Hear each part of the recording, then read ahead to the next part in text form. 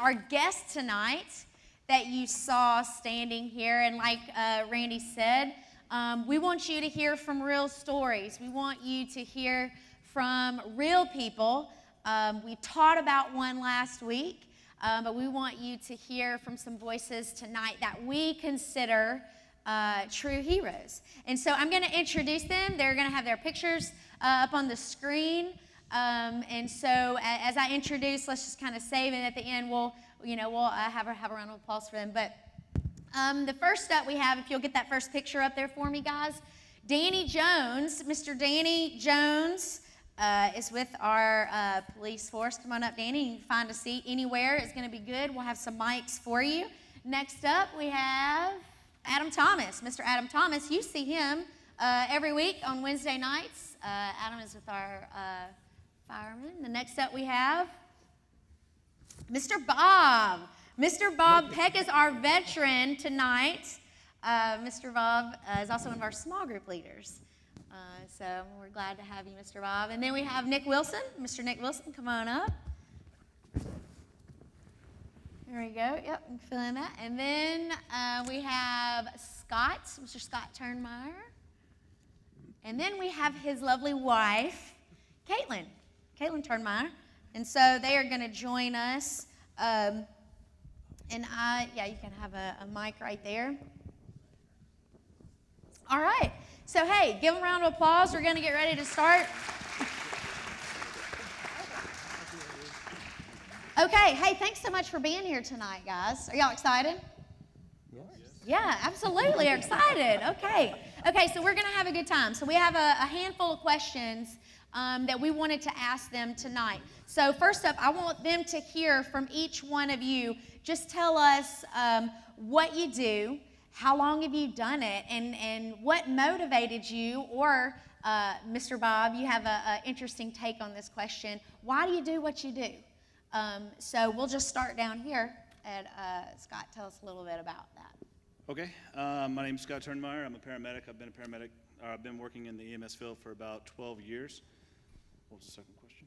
How long have you done it? Oh yeah, I've been doing this for about 12 years. Yeah, and what motivated me to get into this field is I just started college and I wasn't doing well, and I didn't have to take any other classes other than just go through EMT school. But whenever I got into it, I really liked it, and so I kept doing what it was I was doing. Yeah, awesome, good. Caitlin, how about you? I'm Caitlin Turnmeyer. I've been doing this for now about 2 years. I'm a paramedic, and what got me into it is my parents were paramedics, and I've since then always wanted to do it, and it was something I knew I would be really good at, and that I wanted to help people, so it was really easy to go and help people because I was good at it. So you saw this up close and personal in your home? Yes. Okay, so you kind of had an idea already a little bit about what you were getting into. Okay, cool, I didn't know that. Okay, so Nick, what about you? My name is Nick Wilson. I am a lieutenant with the Highway 58 Volunteer Fire Department. I have been serving with the fire service about 22 years. I actually started in the fire service when I was about some of your guys' age, when I was about 15 years old. Just kind of was drawn to it. Every kid loves the big red truck, so that was my hangout spot in the little town I grew up in. And just kind of got adapted to those guys. They kind of took me under their wing, and I grew up in the fire station and made a career out of it, and have been stuck there and enjoying it ever since. Cool. All right, good. Mr. Bob, how about you? Tell us a little bit about your story. My name is Bob Peck, and I graduated from high school in 1968. I know in the dark ages for most of you, but back in those days, in the late 60s, early 70s, of course, the Vietnam War was hot and heavy at that point in time. And at that time, the government had a draft. And so when you turned 18 in those days, you had to register for the military service. And so I'd gone to college, and I had what they called a student deferment at that time. As long as I was in school, they would not draft you. Well, in the early part of 1970, during the Vietnam War, we, for whatever reason, the military leaders thought it was a smart move to invade Cambodia. Well, the war was raging pretty well at this point in time, and I had this deferment, was going to graduate in 2 years, and I was concerned about I was going to have to go to Vietnam to fight. My dad had served in World War II in the Philippines as a Marine sergeant. And when I talked to my dad about it, very few times did my dad ever talk about the war when he was in World War II, about what what he faced and what he did. But the only thing my dad says, son, I don't want you to have to go to Vietnam. So at that point in time, early part of 70, we invaded Cambodia. A lot of my friends had joined the Army Reserves, and so at that time you had a waiting list to get on the Army Reserves. I joined the local unit here, and they called me for active duty late in 1970. As a matter of fact, 45 years ago today, I was on active duty on Veterans Day. And what Randy was saying earlier, that day when I was at Middle Tennessee State University serving, and at that time you had to take ROTC for your first 2 years. Well, because I'd had 2 years ROTC, I went in as what they called a private first class. And now on that Wednesday, it was a Wednesday, because just like today, I got to serve on an honor guard to present the colors on that Veterans Day. And if you've never carried the colors of the United States with that flag, and hear the Army band play the Star Spangled Banner, it'll just bring tears to your eyes. And it did me that day. I was in uniform. They played that song, and it was pretty amazing. So I served my 6 years. I did not elect to make a career out of the military.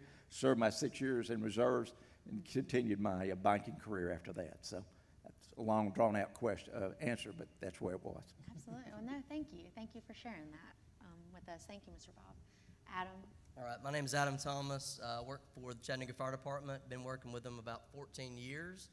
I'm kind of like on the end here. I was in college, didn't know what I was wanting to do for the rest of my life. Wasn't doing very well. A lot of my friends were in the fire department, and it seemed like something fun to do, run into burning buildings. So I kind of said, "What the heck?" And now it's. You don't want to 10 years run later. from it. You want to run into it. Yeah, we ran into them. Yeah, and Yeah. so it's been fun. It's been good. But it really wasn't necessarily a career path. I just kind of said, "Look, what the heck?" And here we are 14 Go years for later. it. So. All right. Good reasons, Adam. There All right. Smart, yeah, real smart. Yeah. My name is Danny Jones. I have been with the Chattanooga Police Department now right at about 12 years. Biggest reason I guess you could say that I became a police officer is I'm an adrenaline junkie, and there's nothing Right. better than being shot at or in running after people. So Totally what I would have said too. yeah, exactly. No, literally, that's the reason. Honestly, the biggest reason is I want to fight for the underdog, and I've always fought for the underdog, and that's the biggest reason why I'm a police officer, is to fight for the underdog. Well, good. So this gives you an idea of our panel. So let's jump into a little bit more of a meatier question, I guess you could say. We taught our students last week about this idea of sacrifice.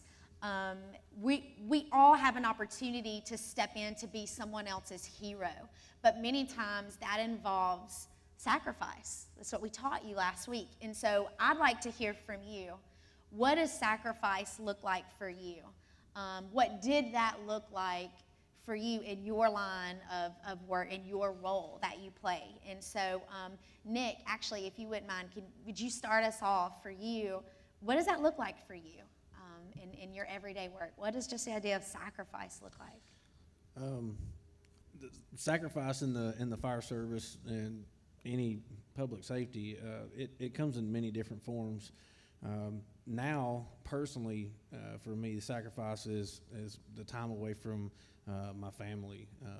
I have a wife and 3 little boys, and I spend a lot of time on the road running to different calls and different things, and not at home a lot. You miss family dinners, birthday parties, holiday events. You can be sitting at the dinner table at a family gathering and catch a fire or catch an emergency, and then you have to respond. You have to leave those. When I was working full-time as a firefighter as a career, we worked 24-hour shifts. A lot of times those shifts fell on holidays. You'd be gone from home and miss those events that were going on with the family. So the sacrifices, they come with many different faces, and they are a struggle a lot of times. And you have to overcome them, and so it's a lot different than Outside of outside family, world. what would be one of those other ones that you said sacrifice can come in many different faces? For you, what would have been the most difficult, I guess, sacrifice outside of your family? Some of the sacrifice that really lays home to a lot of the things that we see is, I guess, the sense of peace of mind that you lay it out there a lot, and it just so some of the things that we see and deal with, it kind of sacrifices your response to a lot of things that you see that you have to do, and the things that people respond, how they respond to you. It's quite trialing sometimes to deal with. Yeah.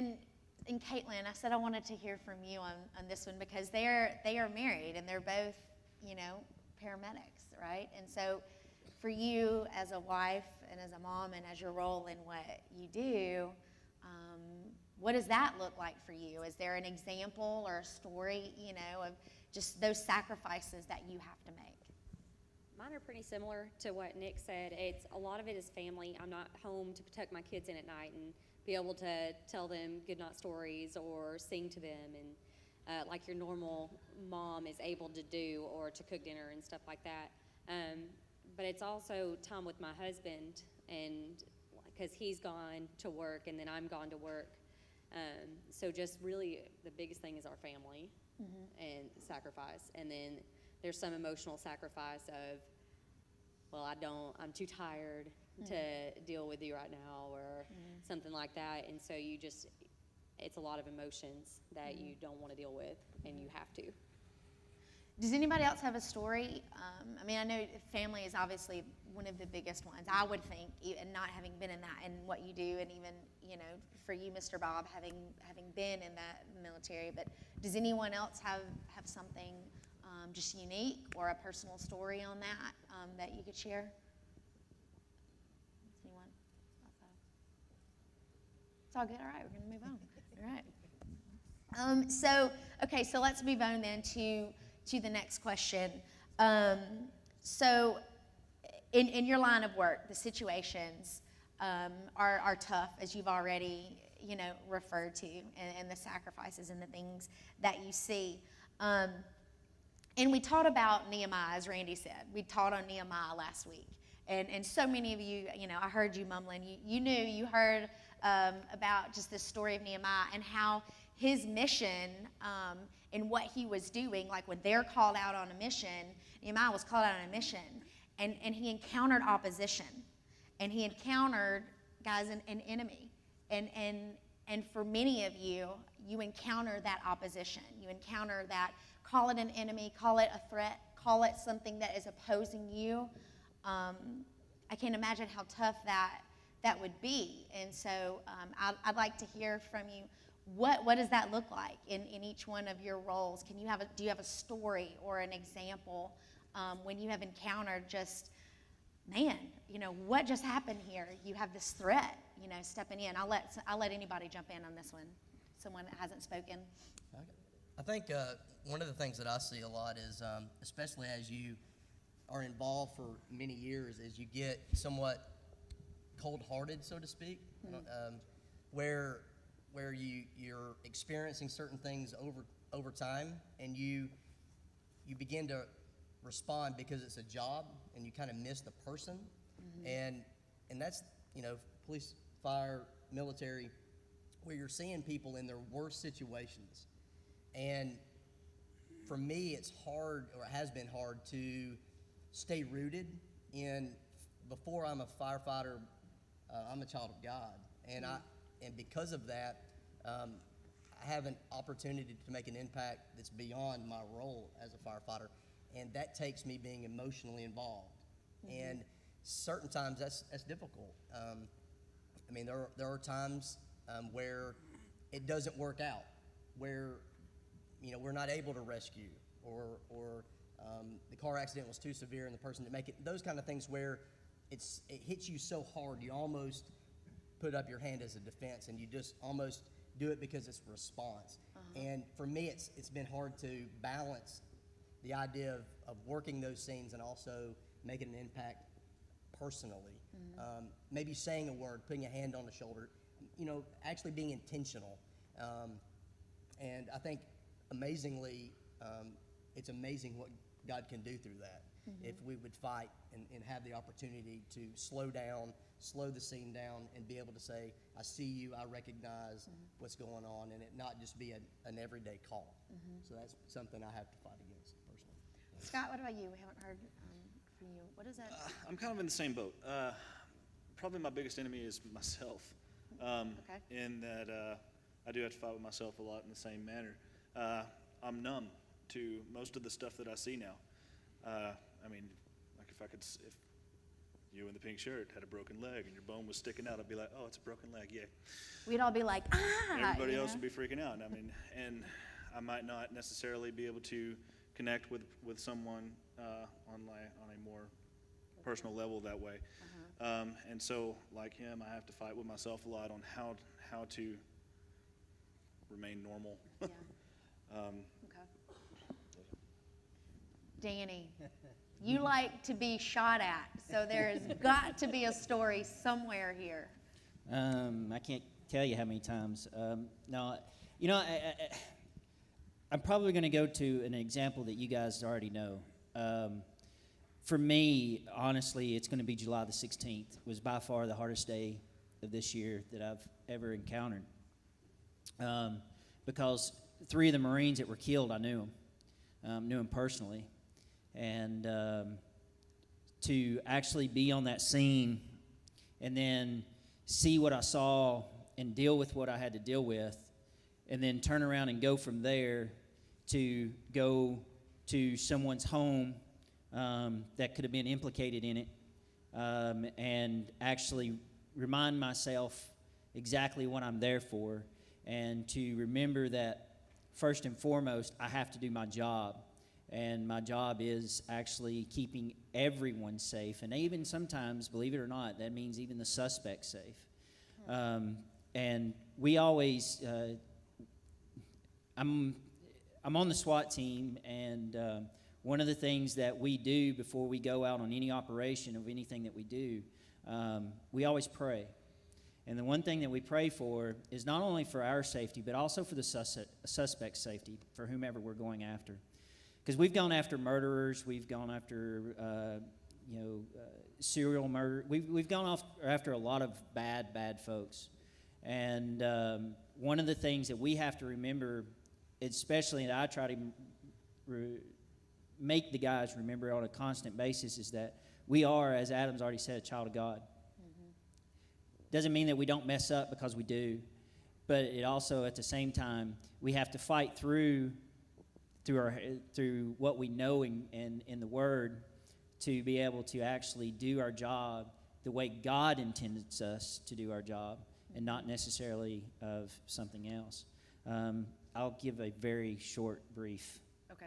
Very brief. I'll try it. Back, I guess it was 6 years ago, there was a murder that occurred. Suspect name came out. About 3 weeks later, I get a call for someone that has tried to commit suicide. Go to the house, not even remembering much of the murder, if you will. As soon as I walk into the front door to try to find the individual that's tried to hurt himself, it was the suspect from the murder. And first, you want to go, oh, this is a bad dude. But then you have to look at it, and he doesn't have anything on him, if you will, but this guy he's bleeding out. What do you do? What's the question? How do you handle that? Yeah. You gotta stop his bleeding. You gotta fix this guy, right? The sad part is he just killed somebody not even 2 weeks ago. So what do you do?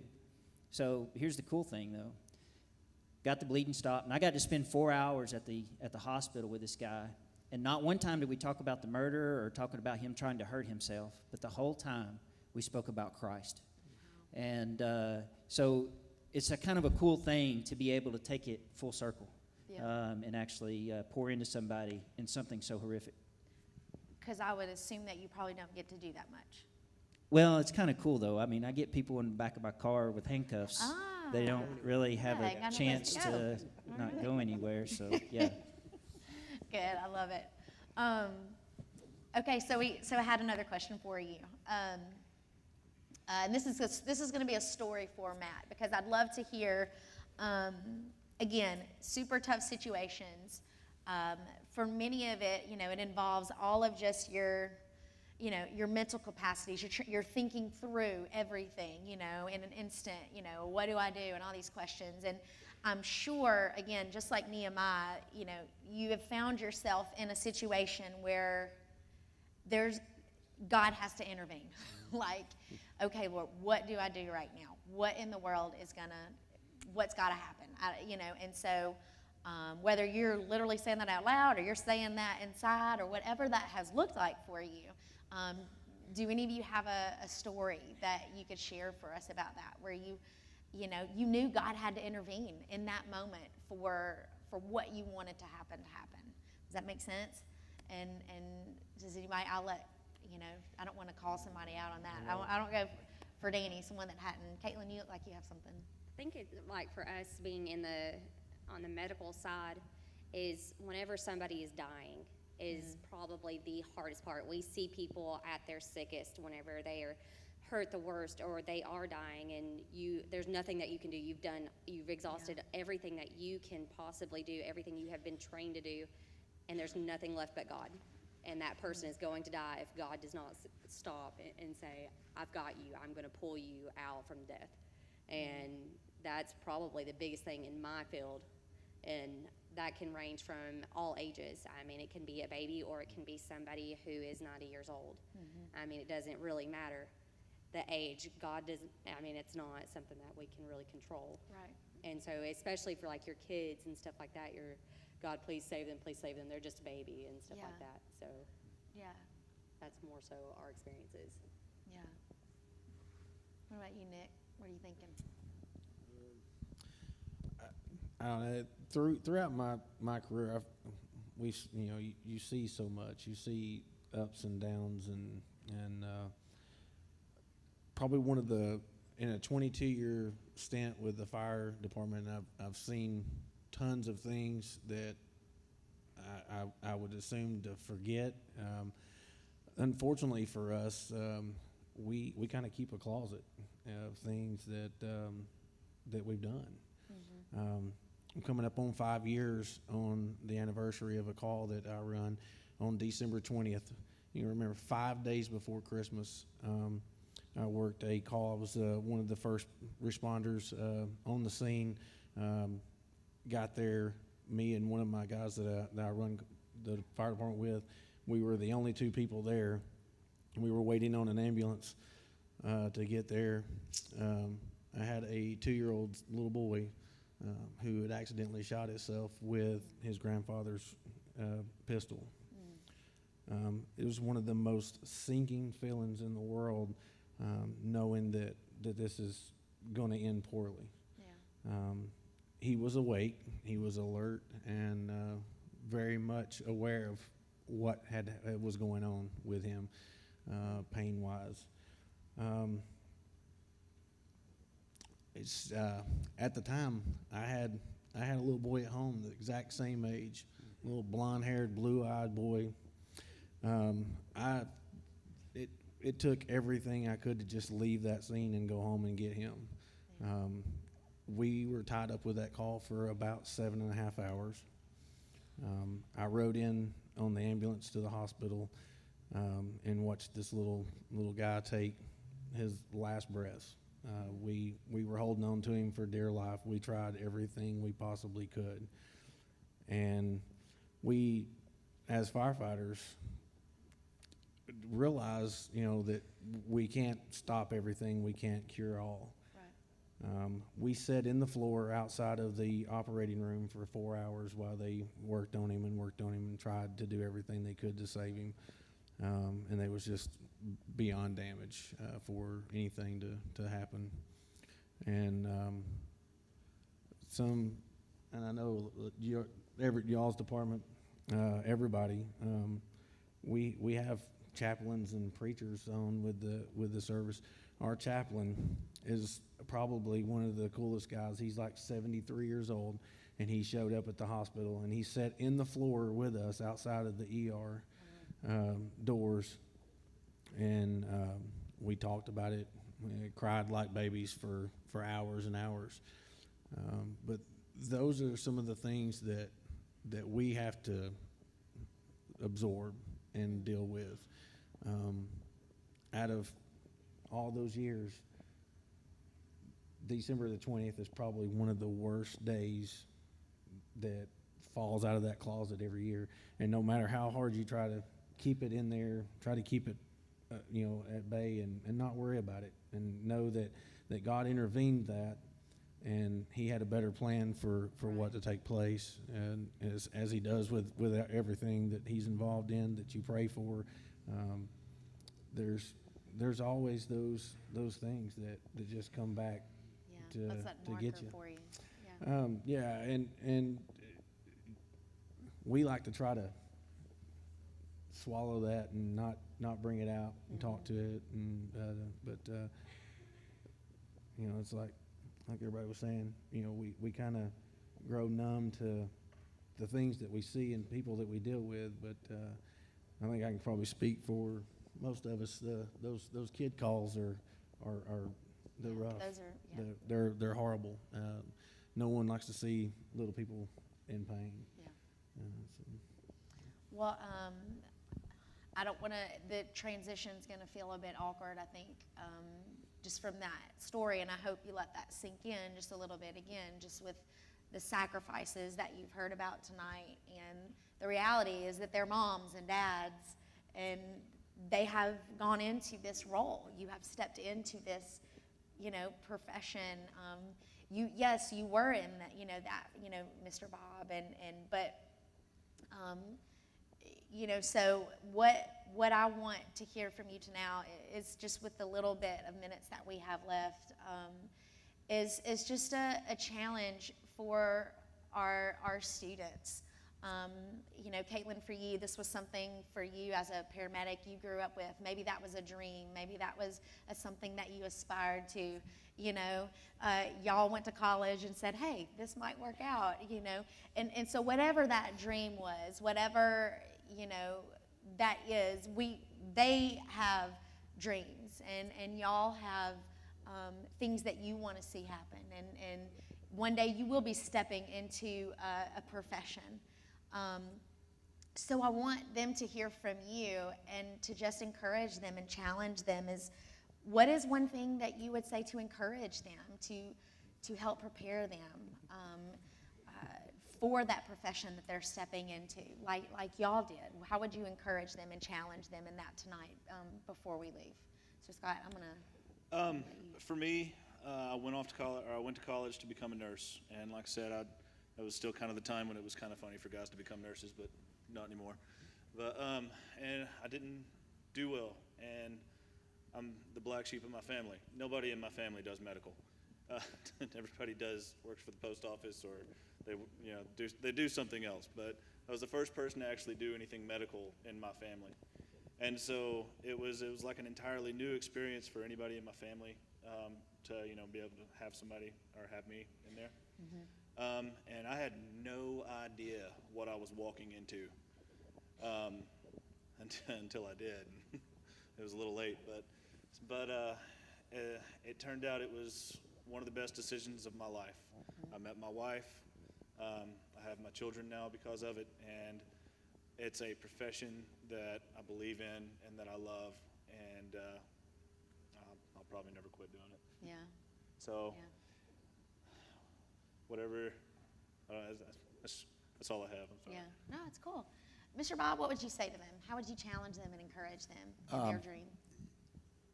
When you're in the military, they attempt to try to prepare you for whatever situations you may face on the battlefield. And even though I never was in battle, though, they did try to prepare us, but we would have war games that we would play, and we'd have certain objectives. But the thing I guess I always drew from my experience was we were always taught we would never leave someone on the battlefield. If I ever got in trouble, there would somebody be there to come and try to protect me, to try to save me, do whatever.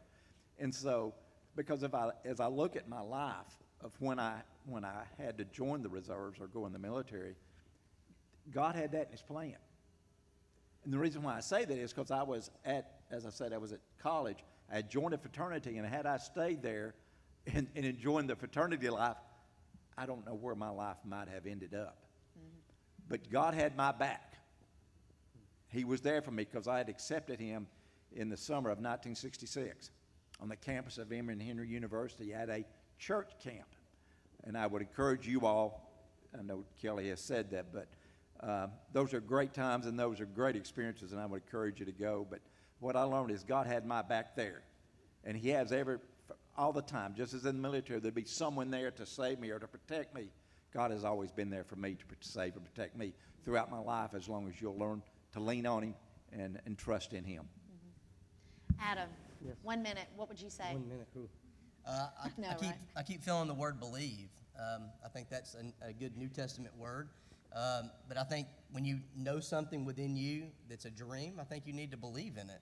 And I think for me, and it's funny, I mean, we're on a panel of heroes, but I don't really feel like I'm a hero. But one of the things that in the fire department, we're supposed to respond, we're supposed to accomplish. But it seems like the more I'm involved in my profession, the more I find my limitations. And so what I'm saying, don't necessarily believe in what you can accomplish, but believe in what God can accomplish through you. Because he's the one that gave you that dream, that passion, that gift. And when you turn to him and, like Bob said, and recognize that he's got your back and he's going to walk you through it, nothing can stand in your way. I mean, he is greater, and he can really do some neat things. So believe in him, keep your eyes on him, and keep pushing. Or like Paul says, keep fighting. I love it. What a way to end. Thank y'all so much. Hey, we appreciate it. Give them a round of applause.